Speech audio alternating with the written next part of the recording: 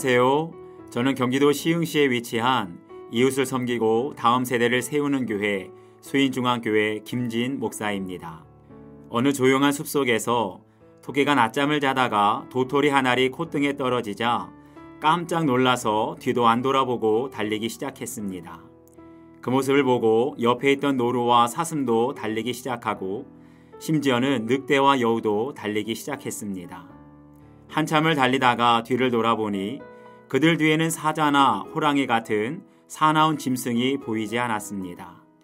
그때 옆에 있는 동물에게 왜 달리냐고 물어봤더니 아무 이유도 없이 그저 옆에 있는 동물이 정신없이 달리니까 자기도 덩달아 달렸다는 겁니다. 마치 특별한 이유도 없이 남들 따라가느라 바쁘게 살아가는 우리의 모습 같지 않습니까?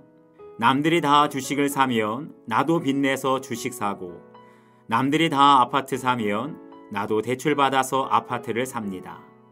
남들이 다 하는데 나만 안 하면 뒤처질 것 같고 가난해질 것 같아서 남들이 하는 대로 따라하기 바쁩니다.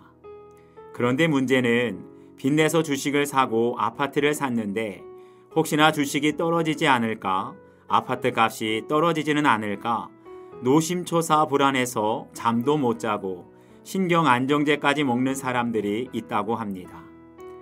그래서 현대인들의 가장 큰 관심은 과연 참된 안식은 어디에 있는가입니다. 참된 안식은 참된 만남을 통해 오기 마련입니다. 룻기를 보면 어느 날 룻의 시어머니 나오미가 룻에게 내 딸아, 내가 너를 위하여 안식할 곳을 구하여 너를 복되게 하여야 하지 않겠느냐. 여기에서 안식할 곳이라는 말을 NIV 영어 성경에서는 가정으로 번역했고 현대인의 성경에서는 남편이라고 번역했습니다. 즉 안식할 곳이란 과부였던 룻이 남편을 만나서 평안한 안식을 누리는 가정을 의미합니다. 그런데 나오미가 룻에게 너를 위하여 안식할 곳을 구하겠다라는 말은 한마디로 며느리의 재혼을 시어머니가 적극적으로 중매하겠다는 의미입니다. 이렇게 며느리는 시어머니를 위해 헌신적으로 대접하고 시어머니는 며느리를 위해 적극적으로 중매서면서 서로에게 이타적인 마음을 가질 때 가정이 안식처가 되고 천국이 됩니다. 그런데 나오미가 중매하려는 신랑감이 누굽니까? 내가 함께하던 하녀들을 둔 보아스는 우리의 친족이 아니냐. 여기에서 보아스는 부자이면서 베들레헴의 유지였는데 이 말을 문자적으로 그럼 부자랑 결혼해야 안식을 얻겠네 이렇게 적용하면 안 됩니다. 여기에서 보아스는 바로 예수님의 예표인 동시에 예수님이 이 땅에 오실 통로입니다. 성 어거스틴은 고백록에서 주님, 우리 마음이 당신 안에서 쉬기까지는 참된 안식이 없나이다 라고 고백했습니다. 예수님 없이는 참된 안식이 없습니다. 즉 룻이 참된 안식을 얻기 위해서는 예수님의 조상이 되어야 하고 그 가정에 예수님이 오실 때 비로소 참된 안식을 누릴 수 있습니다.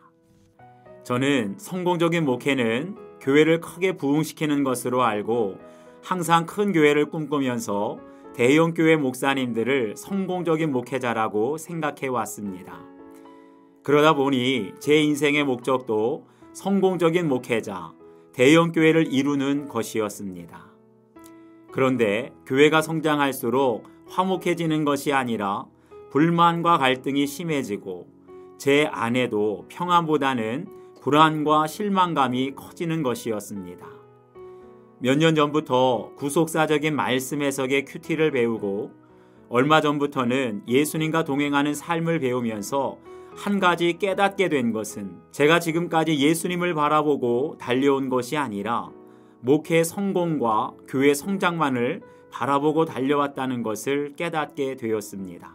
교회는 성장하는데 이상하게 제 안에는 불안과 스트레스가 점점 심해졌습니다. 그러다가 요즘 날마다 말씀을 통해 저의 죄와 연약함을 고백하며 나는 죽고 예수로 사는 삶을 살면서 참된 안식을 회복하고 있습니다. 여러분은 현재 어디에서 또는 무엇을 통해 안식을 찾고 있습니까?